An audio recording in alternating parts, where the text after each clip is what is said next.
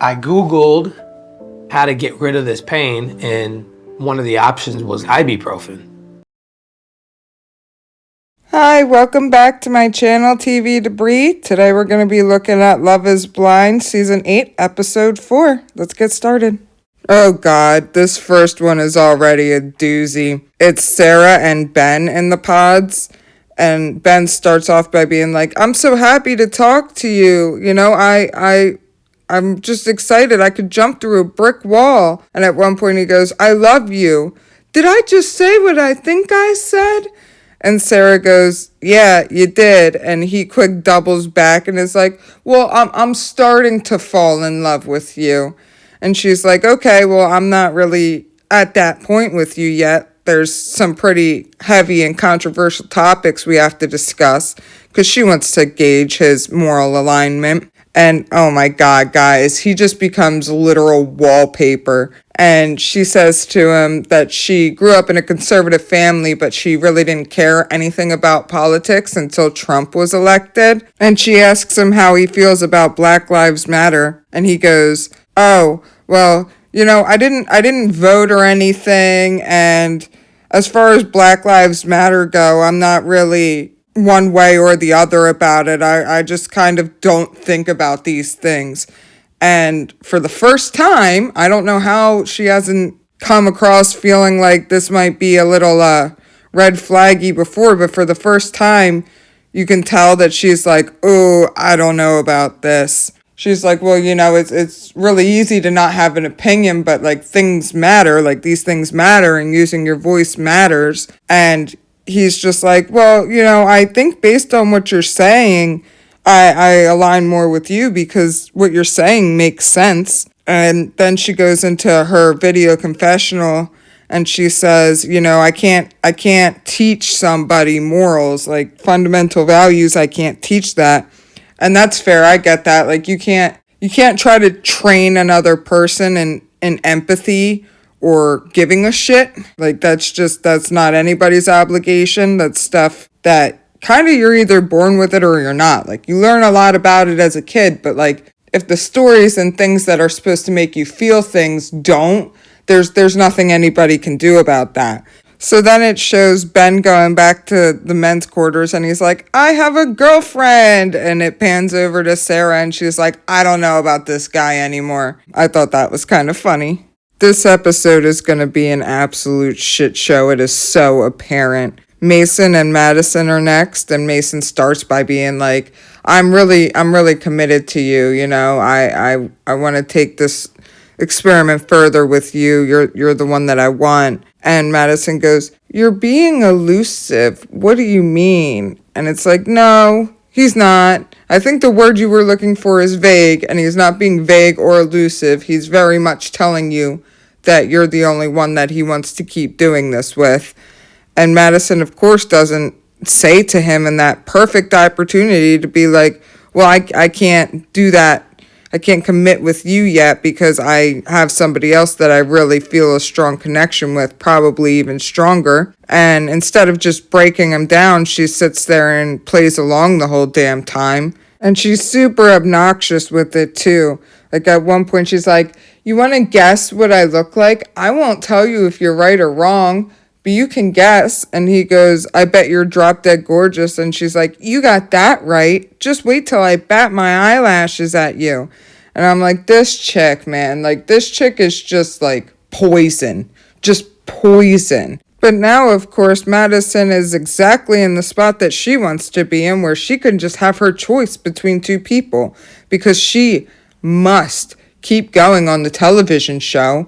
The show must go on with Madison in it, right? She leaves the date and Sarah comes out and Madison stops her in the hallway and is like, oh, I just had a date and he committed to me.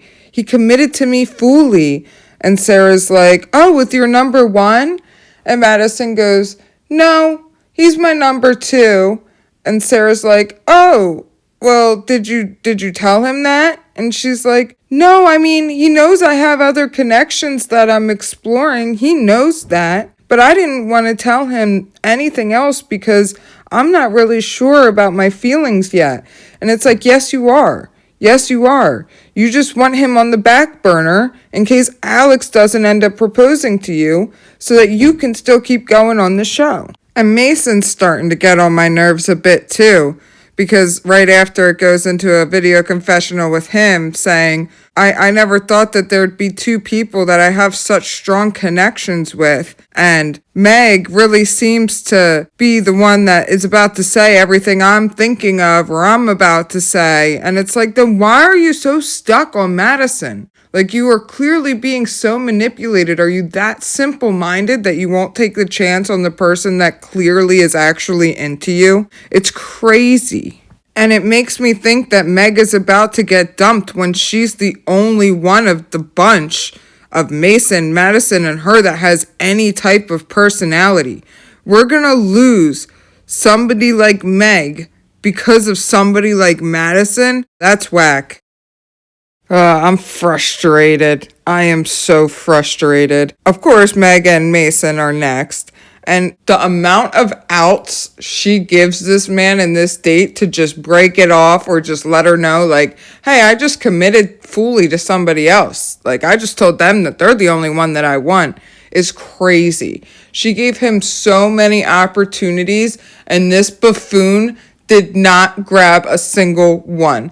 It starts off with Meg saying right to him, how do you feel about us? And he's like, the connection we have, it's crazy. It doesn't even need to be put into words. And it's like, put it into fucking words for her, Mason. Then she at one point asks him what the definition of love is to him. Like, what is his understanding of love?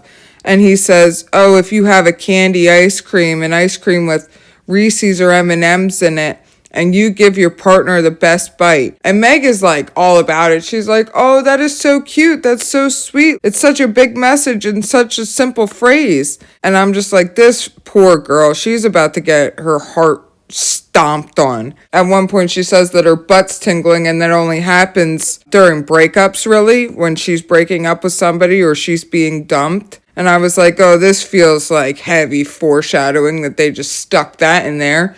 But nope, he didn't. He didn't say anything. He let her go on believing that she's probably his strongest connection instead of being upfront. If both you and Madison are gonna pussyfoot around, then I guess you both deserve what's coming. And that's the worst part, really, because now that I think about it, nothing's gonna happen to Madison. Madison's gonna be happy as a pig in shit because this is all what she hoped for. This is aligning exactly the way that she wanted.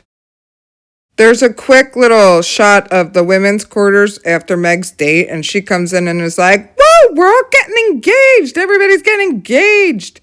And it's like, oh, this poor girl, she has no fucking clue. And it pans over to Madison, and she's like, oh, this guy that I like, his other date, the woman that I know he's dating, comes in here, and she's just very vocal, and it just makes me desire him less. And it's like, dude, you are so manipulative. It's crazy. This is all set up the way that you want it to be set up so that you can just deny any accountability in anything that's going on here. Next up, we have Madison and Alex. They start off with Alex saying that he's in the process of trying to buy a house or looking for a house, and asks her what her ideal house would be like, and they go back and forth on what they would want with as far as like a large field, gardening, paintings on the walls, yada, yada, yada. Then basically it starts getting a little bit spicier when Alex asks Madison to be his girlfriend, because she's like, I've never been in love before, which of course she's got to be the mysterious, elusive one, you know what I mean? But she's like, I've never been in love before, and you know, the last date that I was on, he's saying all the right things. That guy says all the right things, but I just don't feel giddy like I feel when you say these things. And I feel like if I was supposed to be with him, I would have these feelings, and I was trying to figure out if he's just a friend or not. So they become boyfriend and girlfriend, and Alex asks her who it is, and she said Mason, and that she's got to go break up with him now. And I was like, oh boy, here we go. She could have done this earlier, but now that she's secure with Alex, now she'll do it. Now that she's got what she wants going on. Oh, and at one point Madison is like, Meg will be really happy about this, that I'm dumping Mason. she knew that I was the other person he was seeing, and she got a little weird towards me about it. And it's like, here we go with the victimhood, because unless it's something that production didn't show, she really didn't get weird to you once that I saw. Even when she yelled like the Hunger Games thing or whatever, like that was to somebody else across the room. So yeah, that could be seen as a little bit passive aggressive, but honestly, what we've seen, and especially within her dates with Mason, she hasn't gotten weird about you at all. Like, to me, it's more weird that you would straight up go into your date with Mason and talk about her as much as you have, but that's my opinion. Then Madison and Alex leave their pods and they go back to their quarters, and Alex gets stopped by Ben in the hallway and they have a nice embrace, and then you can hear all the guys cheering when Alex goes in and says that he has a girlfriend. Madison goes back to the women's side and she goes in and she's like, I have a boyfriend, but now I have to dump somebody. And Meg's on the couch with Molly and another woman. I honestly don't know who she is. I'm not sure we've ever seen this lady on any dates, which is also a crazy little side note. For this being the biggest season, like ever, as far as, I don't know, cast members going, there's really hasn't been much shown of a lot of these people. How boring are they? If people like Taylor and Daniel, where Taylor's just like, yeah, the whole time, and Dave and all them, if these are the type of people that get the spotlight, how much do all these other people suck? Sorry, that's a little side tangent. So then Madison says she has to break up with the other guy, and Meg's on the couch with those women, and she's like, oh, she's breaking up with the guy that I'm interested in. She's breaking up with my number one. And then it dawns on Meg, which I'm like, cool, at least she may be a little wacky, but at least she's got thoughts going on up there. She's like, well, now I don't know what to do, because I don't want to just get engaged with him because he's getting dumped by Madison. Like, I don't want to just be the option. I want somebody that really wants me.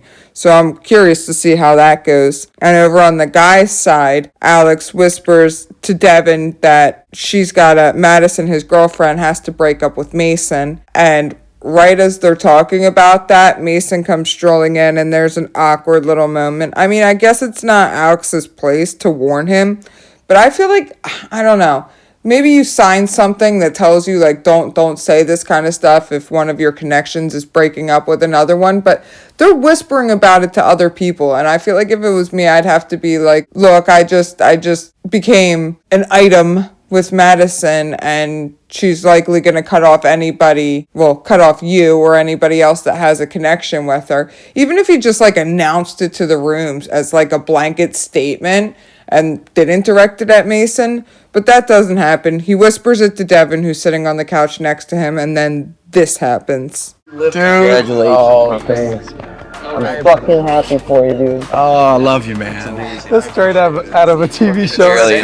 I know, right? What is actually going on? The next date is Devin and Britt. Devin opens up to Britt about how when he was younger and playing basketball, he started to like feel hurt in his back and he wasn't able to play basketball, and he started taking 2 ibuprofen before practice, and then 4 ibuprofen, then 8 and 12 and 16 and 20. And I was just like, oh yeah, of course, like they stopped working, whatever. Like, you're gonna be completely ripping your stomach apart, but it makes sense. They stopped working over a period of time. No, this guy I believe he meant that he was abusing ibuprofen. Like I don't know. It's too weird. Like, he was abusing ibuprofen because he talks about getting a surgery on his hips. And he's like, and now I can play basketball. And I'm just so happy I talked to God and I worked that out. And I might not have been here without it. And the fact that I was abusing the medication, it really, is something I'm still ashamed of. And I was like, wait, so he had surgery, but he's not talking about abusing painkillers that are prescribed from a surgeon. He's talking about abusing the ibuprofen. It's like that was doing absolutely nothing for you except ripping your insides apart. And like, I don't I don't know. I don't think that it's something you should feel like deep shame about. It's kind of more like a stupid like teenage thing, like the kids that drink mixer and act like they're all messed up. But it's like, dude, you just brought the tone of that like you were a hardcore addict and you were just taking handfuls of ibuprofen. I don't know. Weird. And then I don't know. He's something else because Britt goes into talking about how she's like, now I feel like I can open up to you and let you know some things that I don't really talk to anybody about. And she tells him that she's bi and that she's been with women, but she sees herself in a marriage with a man. She doesn't see herself marrying a woman. And she said that her last partner, who was a female, pretty much said, like, I see that for you too. Like, I do see you marrying a man and not being married to a woman. And Devin acts all, like, taken back by this. Like, it's so weird. He goes, oh, so what are you saying? Are you saying that, like, you're just not interested in women anymore? You're just not interested? Like, you just want to be with a man now? And it's like, dude, first of all, bi people don't just turn off. Like, you don't just turn off being bi just like you don't just turn off being straight. Like, what do you mean? Oh, she's just no longer interested. And Britt is like, no, I just think people are beautiful, but I'm monogamous. Like, who I'm with is who I'm with, which is true for a lot of people who are bi. It's not like they're just going to run and jump into bed with any person of the same sex that they encounter. But he really acts like this just like threw him for a doozy. And it's like, she just took your information of you abusing ibuprofen in stride, and you're acting like she took the wind out of your sails over bisexuality. So Britt and Devin go back to the quarters, and it shows Devin talking to a couple of the guys, and he's like, she told me something that I'm really not sure how I feel about it. I'm really not sure if this is something that's going to work for me. Then he's like, but I really like how she responded to my thing. And it's like, okay, bro. Just dump her so that she doesn't even have to worry about spending an extra minute with you because you're just nonsense. Oh boy. Okay, so of course next is Virginia on a date with Devin. And he talks about how they really need to put everything out on the table because if they're going to get married, they need to know everything about each other. And Virginia says that she's always had a hard time being vulnerable and she opens up more when she knows people. And she pretty much says that her examples of love growing up and in her life and even with the partner she's been with haven't been healthy. I don't know if she's alluding to very, very toxic relationships, but she mentions gaslighting and things like that. Devin goes on to be like, okay, well, I've only told this story a few times and I can't get through it without crying. And he goes on again about his ibuprofen dependency. And I can't, guys. I'm sorry if I'm being insensitive. Like, I can't. This is so ridiculous. It's too much. Like, I don't know if the producers are cutting out a part where he says that after he got surgery, he was having a hard time with what he was prescribed from that too. But just it being like, oh, I Googled it and I found out that ibuprofen might help me. And I kept taking the pills. And Virginia, somehow he has these women crying over this. Like, I don't know.